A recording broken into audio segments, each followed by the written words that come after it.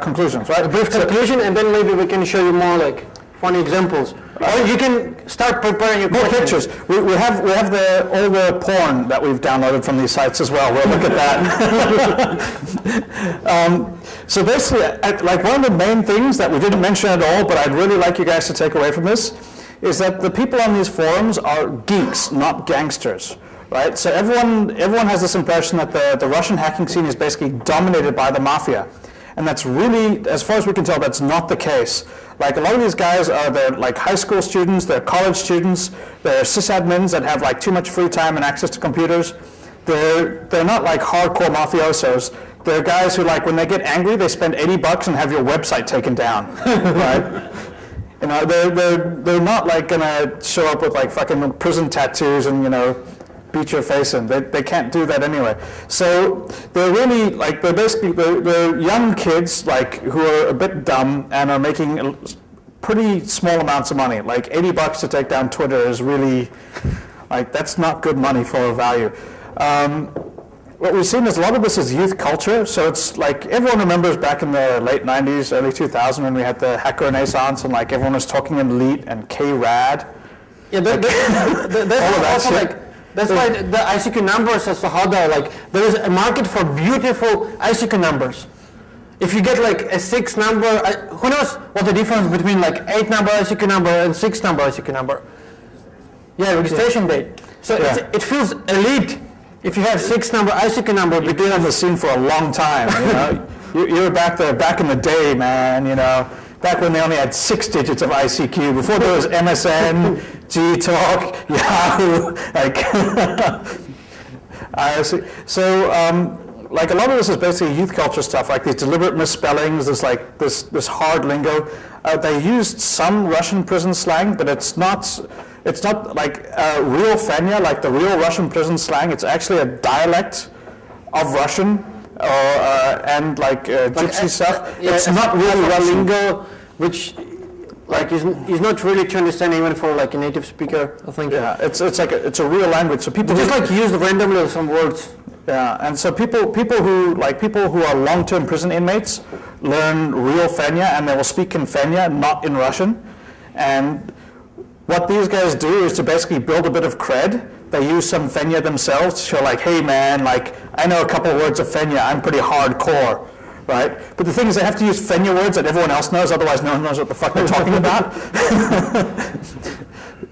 Yeah, like at the end of the day, I think they just format like their own lingo. Like most of the goods they're trading with, they have like their own word for the thing.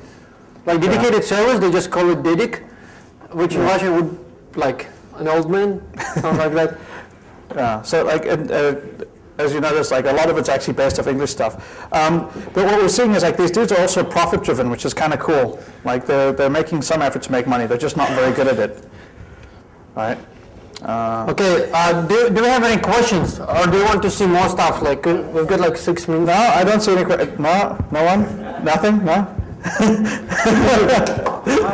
You had the point about the ratios. So this guy was offering the best ratio. But do you know any figures? Do they give any? That is an excellent question. One of the things that we planned on doing, if we'd actually been accepted for this talk before yesterday. Yeah, no, one of the things that we really wanted to do is we wanted to take a lot, like we've got a lot of archival data, and we wanted to go through and process it to develop metrics to see how costs of services have changed, and costs of goods have changed over time, and also the number of people offering things. So you can see like the partnerships start appearing at one point, and there's like one guy offering it, and then suddenly there's 10, you know, and you could track all these trends. So we wanted to develop metrics and stuff like that, but we didn't because, you know, we had yesterday. Did you see any ratios? Just the ratios for that, I have no idea. Yeah, this is basically just like a post for the ICQ numbers. No, he wants to know like when the guy's offering the what was it, the infection ratio. Yeah, but it's in something else. At Stuk. Yes. Well, maybe we can just Google for it. Hold on. I've seen some posts which talk about the. He wants numbers basically. Yeah, let's just.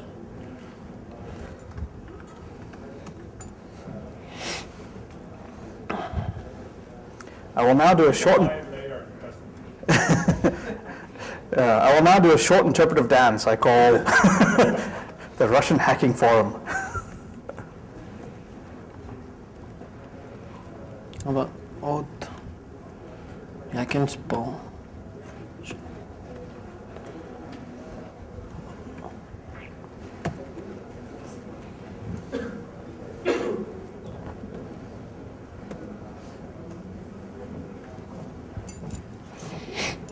Yeah, basically, like by best infection ratios, he was offering like best at Stuck, and at Stuck he's been translating as roughly meaning like the ratio of. It's basically like it literally means sort of like feedback.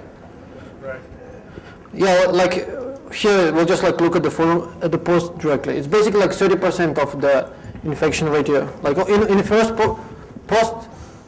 It basically says, yeah, it was not so bad. We had like 30% of the what stuck. So there you go.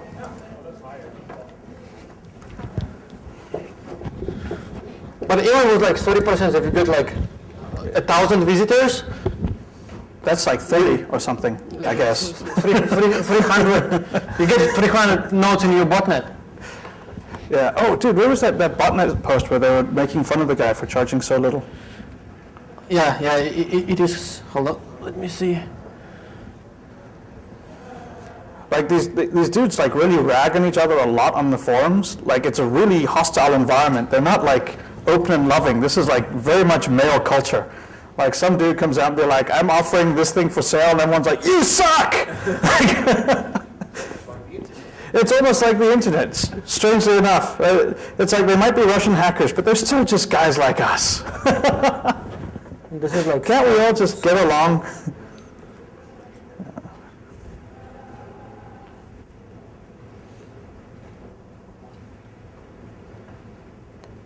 I don't think this was it, dude. How could you lose it? That one was awesome. Yeah, there's some guy trying to sell a botnet for $440, 440 WMZ, and everyone's like, how come it's so cheap? yeah, This guy's Stalin, right?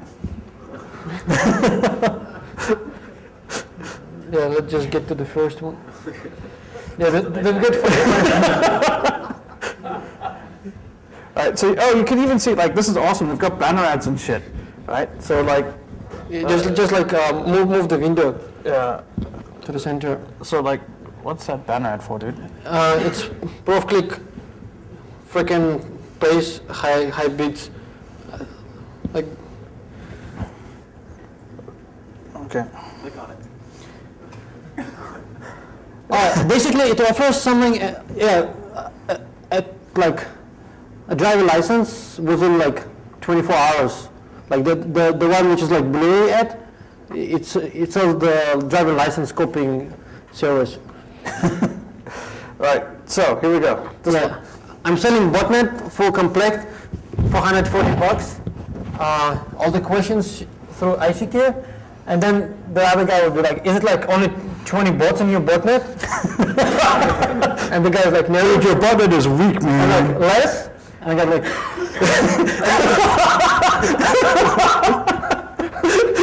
and the other guy like, yeah, it must be like a Zeus build. You know, the Zeus like, it's like a builder like for the botnet binaries. So you can build like customly made binaries with the custom functions, and they're not supposed to be detectable by signature-based antiviruses. And then the guy is going like, I've got more than 5K bots in my botnet. My botnet is this big. Yeah, and then the other guy like, yeah, what's the name of the bot?